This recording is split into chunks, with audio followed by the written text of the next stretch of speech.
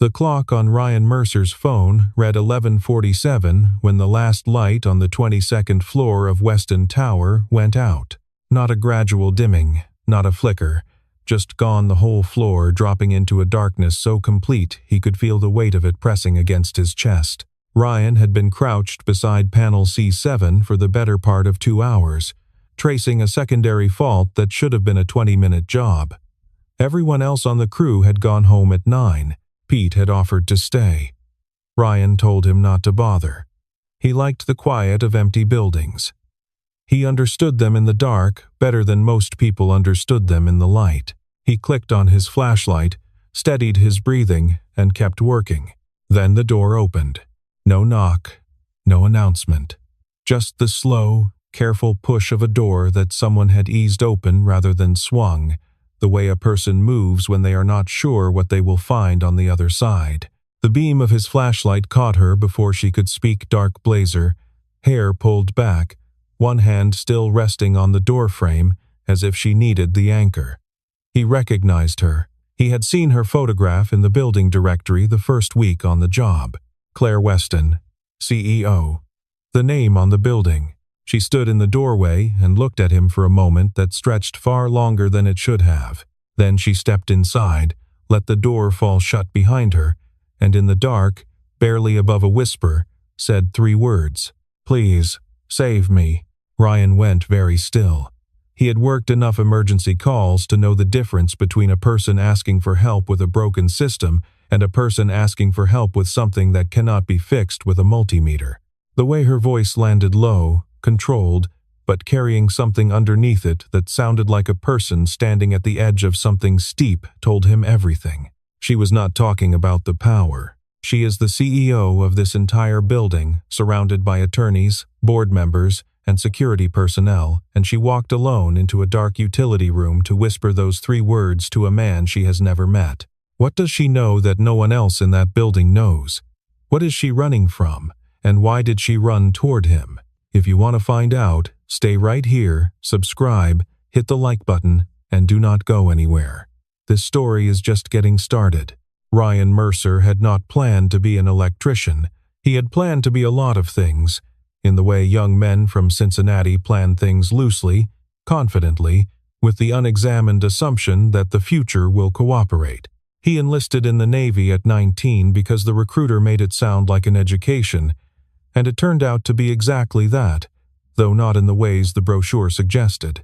He spent 6 years as an electrical technician on a destroyer, and by the time his contract ended, he understood wiring, the way a musician understands rhythm, not as a set of rules to follow, but as a language, with its own logic, its own grammar, its own way of telling you when something was wrong before anything had technically broken yet. He met Nora at a 4th of July party in the summer after he got out.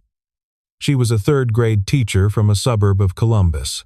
She laughed at things he said before they were finished, which meant she was listening hard enough to hear where they were going. He asked her to marry him 8 months later in the parking lot of a Cracker Barrel because they had gotten lost on the way to a nicer restaurant, and she had declared the detour a sign of good luck, and he decided she was probably right. Lily came along 14 months after the wedding.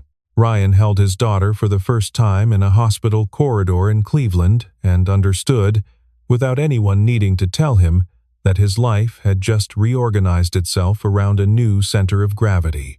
The fire happened on a Thursday evening in March, 3 years ago. Ryan had been at a job site across town, an office complex in the Short North neighborhood of Columbus, a panel upgrade that had run long. Nora had called at 5:30 to say Lily was at a neighbor's and she was making pasta. He had said he'd be home by 7. The call from the fire department came at 6:48. The investigation took 11 weeks and concluded that the cause was faulty wiring in the wall behind the second-floor bathroom, a splice job done by a previous owner's contractor, not to code, not to anything approaching safe, buried in the wall where no one would see it until it was too late. The report used the word unforeseeable. Ryan kept a copy of the report in a drawer in his kitchen and had read it enough times to know every word and disagree with that one.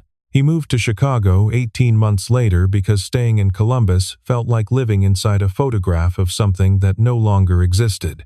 He rented a 2-bedroom apartment in Rogers Park, enrolled Lily in the elementary school 3 blocks away, and started picking up electrical contracts through a small outfit called Halbrook Contracting, run by Pete Halbrook, a former union electrician who asked exactly the right number of questions during the interview, which was none. Pete was a practical man. He paid on time, communicated clearly, and had a long-standing reputation in Chicago's commercial contracting community for doing work that held up under inspection. He had built his crew over 12 years by keeping it small enough to manage personally, never more than 8 people at once, and by being selective about the jobs he accepted. When the Weston Tower contract came through, Pete had called Ryan into his office, spread the bid documents across his desk, and said, quietly, that this was the kind of job that could change the trajectory of a small operation. Ryan had looked at the scope of work and agreed. 14 weeks of work, rewiring the building's aging electrical backbone floor by floor. Ryan had been on it for 6 weeks when the fault in panel C7 started bothering him. It showed up first as an anomaly in the load reading barely perceptible, the kind of thing that would not have flagged in a standard diagnostic, but that Ryan caught because he had a habit of reading numbers the way a doctor reads a patient's color, looking for things that were not quite wrong but were not entirely right either. He had mentioned it to Pete. Pete had said to flag it in the report and move on. Ryan had flagged it and kept thinking about it. That was why he was still there at 11:47 on a Tuesday night in January. Not because anyone asked him to stay, because something in the wall was not right, and Ryan Mercer did not leave things that were not right alone in the dark. He just had not expected the CEO to find him there. Claire did not explain herself right away. She found an equipment crate against the far wall and sat on it, and for a while the two of them existed in a kind of suspended, quiet Ryan working by flashlight, Claire watching him work, neither one quite ready to be the first to speak plainly. There was something almost formal about it, the way two people behave when they are both exhausted and neither trusts the other and they have not yet established what kind of conversation this is going to be. She spoke first, eventually, carefully, in the measured way of someone who has learned to ration what they say in rooms where the wrong word costs something. She told him about Douglas Farr. He was 58 years old, she said. Her father's closest friend, his business partner from the beginning, the man who had helped build Weston Capital Group from a 2-person operation into a mid-size commercial real estate firm with offices in 4 cities. Her father had trusted him the way you trust someone who has been beside you through everything unquestioningly, by reflex, the way you trust the ground under your feet. Gerald Farr was there when Claire was born. He was there at her father's funeral 6 years ago. He had stood beside her at the graveside and told her he would protect the company as if it were his own. She had believed him. What he had been doing, in fact, was protecting it from her.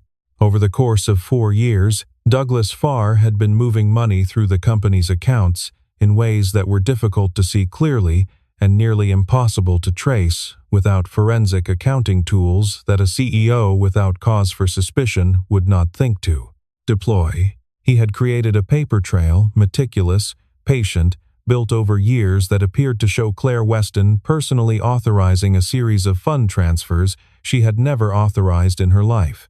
A board meeting was scheduled for Friday, 3 days away. If she could not demonstrate before that meeting that the authorizations were forged, she would lose the company her father built. She would lose her position, her reputation, and based on what her outside attorney had told her Wednesday afternoon, she would likely face federal fraud charges before the end of the month. Ryan listened to all of this while he worked. He did not interrupt. He asked 2 questions, both of them quiet, both of them practical. The rest of what he was thinking he kept to himself, because something else was happening while she talked, something that had nothing to do with Douglas Farr. The secondary fault in panel C7 was not a wiring fault. He had been assuming it was a degraded connection, maybe a corroded terminal, something that happened in old buildings over time. But as Claire talked and Ryan worked and his flashlight moved across the panel interior, He saw it clearly for the first time. The redundancy loop, the backup circuit that was supposed to ensure the floor could not lose power completely, had been cut, not worn through, not failed, cut. Deliberately, cleanly, by someone who knew exactly what they were doing and exactly what would happen when the primary circuit tripped. Someone had wanted this floor to go dark tonight. Someone had wanted Clare Weston isolated. Ryan said nothing about what he had found. Not yet. He photographed the cut with his phone, carefully, from 2 angles, keeping the flashlight steady.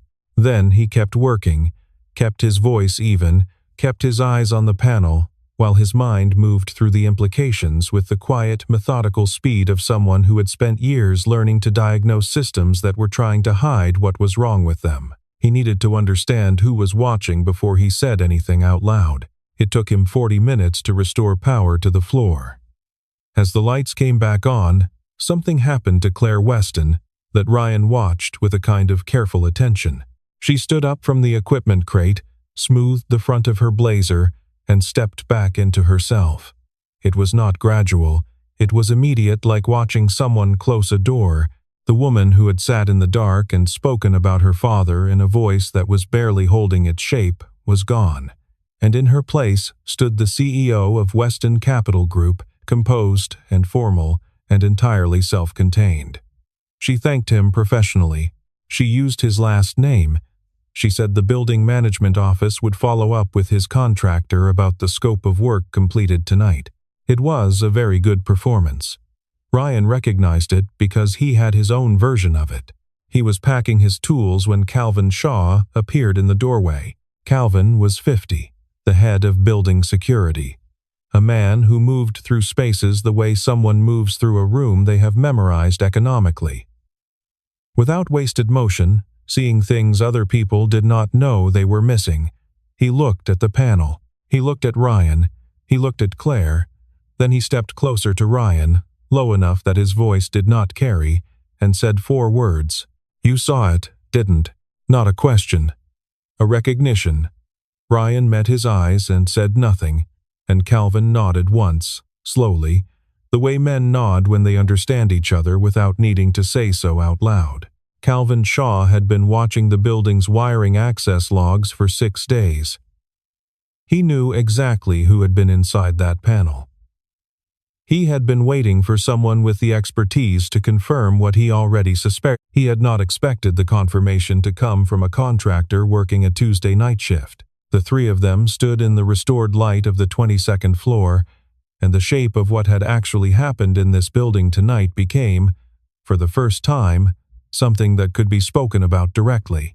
Calvin had started paying attention 4 months ago, when 2 of the building's regular maintenance staff were quietly replaced. Not fired, transferred, reassigned to other properties in the portfolio, efficient and invisible, the kind of personnel movement that happens in large organizations all the time and draws no particular notice. The men who replaced them came through a facilities subcontractor that Farr's office had approved. They had the right credentials. They showed up on time. They did their jobs. Nobody had any reason to look at them closely. The problem was in what they had done to the building's communication relay. Calvin explained it in the hallway outside the utility room, his voice low and measured, while Ryan listened and Clare stood with her arms folded and her jaw set, taking in information the way someone takes in news they already knew was coming but hoped they were wrong about. The building's communication infrastructure, the system that routed internal network traffic, including executive email communications, ran through the same electrical backbone Ryan's crew had been rewiring. Farr's subcontractors had modified the relay 4 months ago. Not obviously.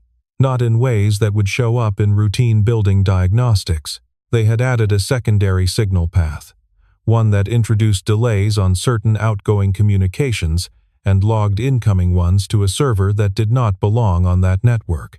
The relay had been used to monitor Clare, to intercept correspondence, to give Farr's people an advance view of anything she was doing that might threaten what he had built.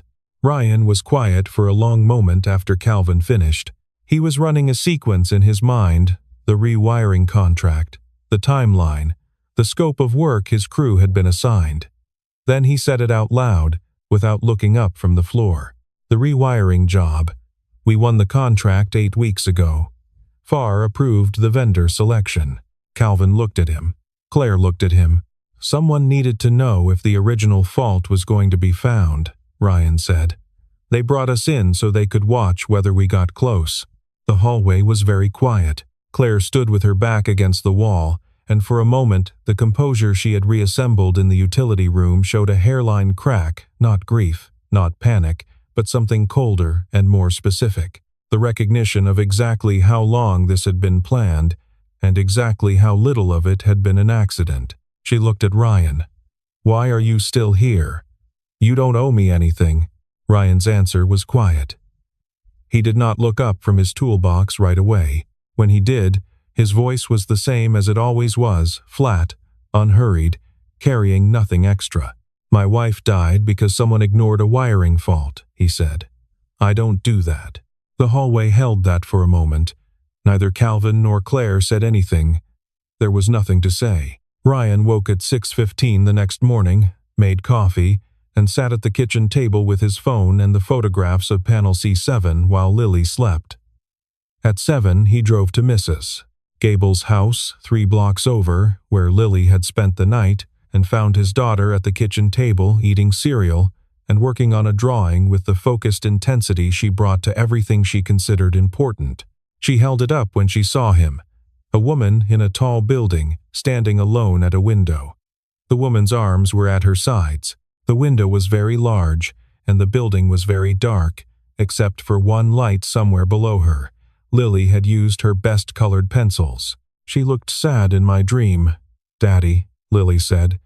"Do you think she has anybody?" Ryan looked at the drawing for a moment. Then he folded it carefully and put it in his jacket pocket. He did not tell Lily where he had been the night before. "I think she might," he said. He taped the drawing to the dashboard of his truck on the way to the job site. He was not sure why. It seemed like the kind of thing that needed to be somewhere he could see it. The badge reader beeped twice and went red. Ryan tried it again. Same result. He stepped back from the lobby entrance and checked his phone. No message from Pete, no notification from the contractor portal. He went around to the loading dock and found Pete already there, standing with a paper cup of coffee and the specific expression he wore when something had gone wrong, and he did not yet know whose fault it was. "HR called this morning," Pete said. "Vendor compliance review. Your clearance is suspended pending documentation they say they never received. Documentation we submitted 6 weeks ago when the contract started." Ryan said nothing. He looked up at the building. "We submitted everything," Pete said. "I've got the confirmation receipts." "I know," Ryan said. Pete studied him. "You know something." "I know the timing isn't a coincidence," Ryan said. "Someone in that building found out I was there last night. They're trying to get me off the site before Friday." Pete set down his coffee cup. He had been in this business long enough to recognize when a job had become something other than a job. "What happens Friday?" "Something that can't happen if I'm not in the building," Ryan said. He went around to the lobby entrance and asked the front desk to contact building management. He was told someone would be available to speak with him shortly. He stood in the lobby and waited, with the patient stillness of a man accustomed to waiting in places that were not built for people like him. The work, clothes, the tool belt, the badge that no longer worked, all of it conspicuous in the marble and glass quiet of a corporate entrance lobby. Douglas Farr came through at 8:45 with 2 board members Ryan did not recognize, men in overcoats who walked with the proprietary ease of people for whom this building had always been a natural environment. Farr glanced at Ryan, the way a man glances at something out of place, a maintenance cart left in the wrong corridor, a coffee cup on a conference table where one should not be. He said something to the men beside him that Ryan could not fully hear but caught the shape of, something about access to sensitive infrastructure, something about making sure the right people. One of the board members laughed in the way people laugh when they understand the register of a comment, even if they did not catch all the words. Ryan looked at the floor. He put his hands in his jacket pockets. He was very good at saying nothing when it counted. Then he heard footsteps on the mezzanine stairs. Clare Weston came down alone. No assistant behind her, no security, no intermediary. She walked across the lobby at a pace that was neither rushed nor casual, the pace of someone who has decided something and is carrying that decision in their posture. She stopped beside Ryan, looked at the front desk attendant, and said she needed access restored for Mr. Mercer under her personal executive authorization, effective immediately. Farr turned around. The moment lasted about 4 seconds. Clare did not look at him right away. She waited until the access had been confirmed, until Ryan's credentials had been re-entered into the system, until the matter was done. Then she looked at Douglas Farr with an expression that had no particular temperature in it. Mr. Mercer is essential personnel on a rewiring contract I personally approved, she said. Is there a problem, Douglas? Farr smiled. It was a patient, considered smile, the smile of a man who has played long games before and lost very few of them. Not at all, he said. Just making sure we're keeping things organized. We are, Clare said. Farr held her gaze for a moment, then turned and walked toward the elevators with his board members in tow, unhurried, as if the exchange had been entirely unremarkable. But Ryan had watched his eyes in the instant before he turned, and what he had seen there was not the expression of a man who was unconcerned. It was the expression of a man recalculating. This was no longer a situation Farr could manage at a distance. It had become personal in a way he had not planned for. Ryan understood, standing in that lobby with his badge working again, and Clare Weston standing beside him with her hands folded and her expression set, that whatever came next was going to move faster. It took 2 nights. Ryan and Calvin worked after hours in the server room on the building's 14th floor, the room where the communication relay modifications had been installed. Ryan brought his diagnostic equipment. Calvin brought building access logs, going back 4 months, and a portable hard drive on which he had been quietly archiving security footage since the week the maintenance staff was replaced. What they found was meticulous. That was the word Ryan kept coming back to, the same word he had used in his head while tracing the panel. C7 bypass, not reckless, not improvised, but the work of someone who had taken their time and knew exactly what they were doing and had expected to never be caught because the people who would have needed to catch them had been carefully prevented from looking. There were routing delays on Clare's outgoing correspondence to her outside attorney, never long enough to raise obvious suspicion, just enough to ensure that Farr's team saw the content of those messages before they were received. There were timestamp alterations on internal authorization memos, subtle enough that a casual audit would not catch them. And at the center of it, the thing that made everything else possible, a cloned authentication path. Ryan stared at it for a long time before he explained it to Calvin. The system had copied Clare's digital signature authentication, the credential she used to authorize financial transactions, and routed it to a mirrored server that Farr's team controlled. Every forged transfer, every false authorization, every document that was going to be presented to the board on Friday morning as evidence of Clare's criminal conduct, all of it had been created using a copy of her own credentials, routed through infrastructure that existed in her building and that she had no reason to know had been compromised. It was not forgery in the crude sense. It was something colder than that. Calvin put the security footage on a separate drive and labeled it. Ryan photographed the relay schematic from 4 angles, documented the access credential logs with timestamps, compiled the chain of evidence into a folder on his laptop in a format that could be handed directly to an attorney or a federal investigator without requiring explanation. He was still at it at midnight when the door opened and Clare came in. She was carrying 2 cups of coffee. Real coffee. Not from the machine in the break room, he could tell from the cups, from the way it smelled. She had made it herself in the executive kitchen upstairs.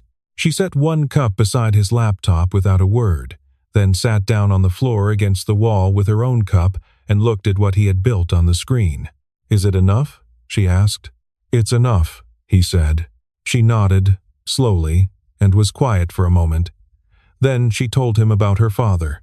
Not the CEO version of the story, not the official history of the company's founding, the real version, the one with texture. How he had been brilliantly perceptive about almost everything and genuinely, completely blind to the people he loved most, the way some people are. How he had trusted Far with everything because Far had always been there. Because Far had been present at every important moment. Because her father had confused presence with loyalty and had never learned, in his life, that they were not the same thing. Ryan told her about Nora. Not all of it. Enough. They sat on the floor of the server room until almost 2 in the morning, not talking about Friday, not talking about what came next, just present in the specific way that two people are present when they have decided to be honest with each other and are finding it easier than they expected. Thursday night. 11 hours before the board meeting, Ryan sat at his kitchen table with every piece of documentation spread across his laptop in 4 separate organized folders. The bypass photographs from panel C7, the relay schematics with Calvin's annotated access logs overlaid, the chain of custody record showing exactly which subcontractor credentials had been used and at what times, Calvin's security footage archive, time-stamped and labeled. The entire case, every thread of it, documented, cross-referenced, internally consistent, was ready to hand to someone.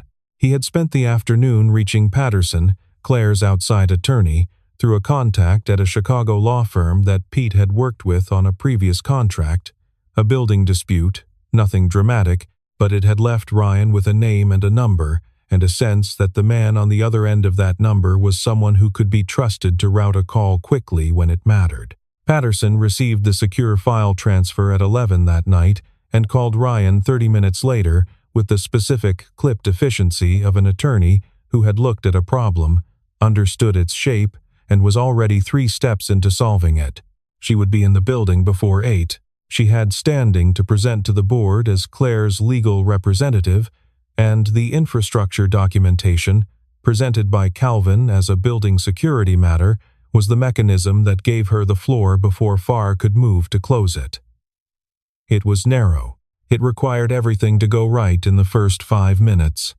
But it was real. The question was whether they could get it to the right hands before Far moved first. Far moved at 9:17. Clare called Ryan from the parking garage of Weston Tower. He was already in bed, but his phone was on, as it always was at night out of a habit he had developed after the fire and never broken. Her voice was steady. There was one place in it, underneath the steadiness, where something had given slightly, the way a floorboard gives when you step on a weak point, controlled but present. He filed an injunction, she said. Tonight, my executive authority is suspended pending the fraud investigation. My system access is locked. He did it tonight, not Friday morning. So, I couldn't spend tomorrow preparing. Ryan sat up. His feet found the floor. Where are you? He said. Parking garage. I didn't know where else to go. He pulled on his jacket and picked up his keys. He told her to stay where she was. He did not think about it, did not reason through it, did not weigh it against the contract or the professional line between a client and a contractor. He had made a quiet decision, 3 nights ago, standing in a dark utility room on the 22nd floor of this building, and he had not unmade it since. He drove to her. Friday morning. 7:58. The Weston Capital Group boardroom occupied the northeast corner of the 23rd floor, a long room with a glass wall that looked out over the city, currently pale and cold under a January sky, the color of old concrete. Ryan stood on the sidewalk outside the building. His badge still worked. The executive authorization Clare had entered 2 days ago had not been revoked with the injunction, an oversight Far's attorneys would likely catch by noon. But the board meeting started at 8. Calvin was already upstairs. They had spent 2 hours the night before going over exactly how this would work. Calvin, as head of building security, had standing to present infrastructure documentation to the board on grounds of building systems integrity. It was within his operational authority, narrow but real. Clare's outside attorney, Patterson, was already in the building.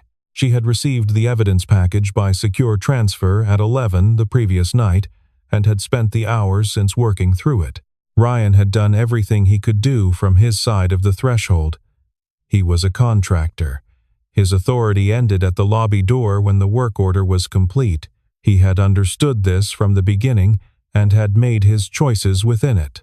What happened now happened without him in the room, carried forward by two people, a security director and an attorney, who between them had exactly enough standing to walk through that door and say what needed to be said. The rest of it was on the other side of a threshold he could not cross.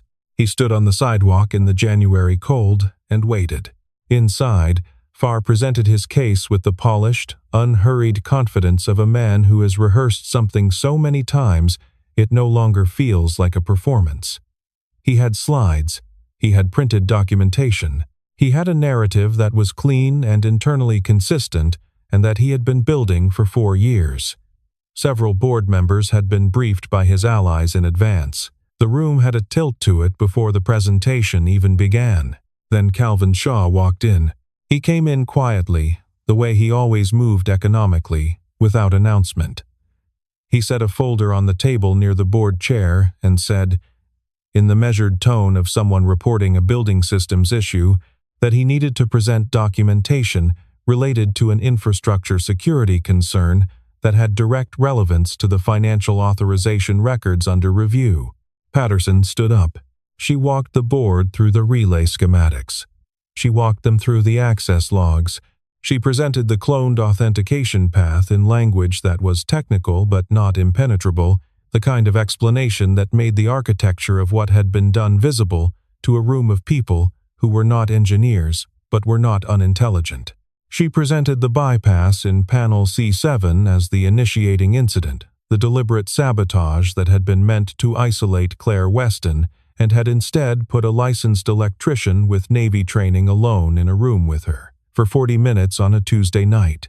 She presented the security footage of the subcontractors accessing the relay room during the installation period. She presented the vendor approval records showing the chain of authorization leading back to Farr's office. Farr's composure held for most of it. He was experienced enough to know that a visible reaction was an admission, and he was too disciplined for that. But there was a moment when Patterson placed the cloned authentication diagram on the table and walked through exactly how the forged authorizations had been generated when something changed behind his eyes. Not panic, not guilt, something more controlled than either of those things and more final. The expression of a man who has played a long game and reached the point where the board has been turned and he can see, with perfect clarity, exactly how it ends. He went quiet.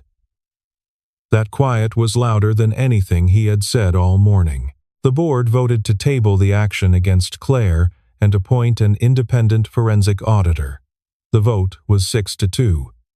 Farr did not speak during it. He did not resign. There was no dramatic exit. He sat in his chair for a moment after the vote, then gathered his materials and walked out of the room in the same measured, unhurried way he had walked in, and the only indication that anything unusual had happened was the fact that neither of his allies on the board said anything to him as he passed. Clare stood at the window after the room cleared. She stood there for a long time, looking out at the city, and whatever was happening inside her she kept entirely to herself. One of the board members touched her arm on the way out. She nodded. She said, "Thank you." She kept looking at the window. Downstairs, Ryan was still on the sidewalk. His phone buzzed. A text from Calvin. 2 words. It held. He looked up at the building for a moment. Then he put his phone in his pocket and went to get coffee. 2 weeks later, the forensic audit confirmed everything. The full scope of what Farr had built, the redirected funds, the forged authorizations, the years of patient, methodical looting hidden inside the infrastructure of a company that had trusted him without reservation. Federal investigators opened a case. Farr's attorneys issued a statement. The building, which had briefly become the most interesting address in Chicago's legal community, returned to being a building. Clare began the long work of rebuilding. The company's finances, the board's confidence, the systems that had been compromised, and the trust that had been eroded, and the thousand small decisions that come with being the person responsible for an organization that has been wounded in the dark. Ryan's crew completed the rewiring contract on a Thursday in February. On the last day, Lily came to the site after school. Pete let her sit in the truck with her backpack and do homework while the crew finished the final panel documentation, and she sat there contentedly, working through a worksheet about fractions, occasionally looking up at the building with the calm, assessing expression she often wore when she was thinking about something she planned to ask about later. Claire came down to the lobby at 4:15 to sign the completion paperwork. She was in her work clothes, no blazer today, just a dark sweater, her hair down. She looked different from the woman who had walked into a utility room 3 weeks ago in the dark. Not unrecognizable, just lighter, like something had been set down. She was signing the forms when she looked out through the lobby glass and saw Lily in the truck. Ryan watched her expression change in the specific, unguarded way expressions change when the person wearing them does not know they are being observed. He went out and brought Lily in. Lily came in with her backpack still on, carrying her fraction worksheet, and looked at Claire Weston with the same direct, unhurried attention she brought to everything she considered worth understanding. "You're the sad lady from my drawing," Lily said. Claire went still. Then she did something Ryan had not yet seen her do in 3 weeks of knowing her. She knelt down. Right there on the marble floor of the lobby, in her work clothes, she went to one knee so she was level with a 9-year-old girl who was studying her with serious brown eyes. "Am I?" Claire said. "You were," Lily said. "In the drawing. You were standing alone at the window." She considered this for a moment. "Are you still sad?" Claire looked at her for a long moment. Behind her, through the glass, Chicago moved in its February way, gray and dense and indifferent to individual human circumstances, the way large cities are. "No," Claire said, "not anymore." Lily seemed to find this satisfactory. She went back to her fraction worksheet. Ryan and Claire stood in the lobby while Pete and the crew loaded the last of the equipment into the vans outside. The building hummed around them, the sound of a system working the way it was supposed to work, all the wiring correct, all the connections solid, the backup circuits intact. Ryan had checked every one of them personally. There was not much left to say, and neither of them tried to say more than was true. He told her he would call. She told him she hoped he would. It was the kind of exchange that sounds small and is not. He carried his toolbox out to the truck. Lily was already buckled in, fraction worksheet complete, drawing a new picture on the back of it with a pen she had found in the glove box. He started the engine and pulled out of the loading bay and into the street. At the first red light, he looked at the dashboard. Lily's, drawing the woman in the tall building, standing alone at the window, was still taped there, where it had been for 3 weeks. He looked at it for a moment. The light turned green. He drove. The woman in the drawing was no longer standing alone at the window. Lily had added something in pen on the long ride home from the last day, a small figure beside her, barely visible, standing close. A person who had come to stand in the light. Ryan did not notice it until they got home. When he did, he sat in the parked truck for a moment in the dark of the Rogers Park street, Lily already unbuckling beside him, already talking about what was for dinner, already moving forward with the easy momentum of a child who has not yet learned to be afraid of things getting better. He unpeeled the drawing carefully from the dashboard, folded it, put it in his jacket pocket where it had been before. He would call.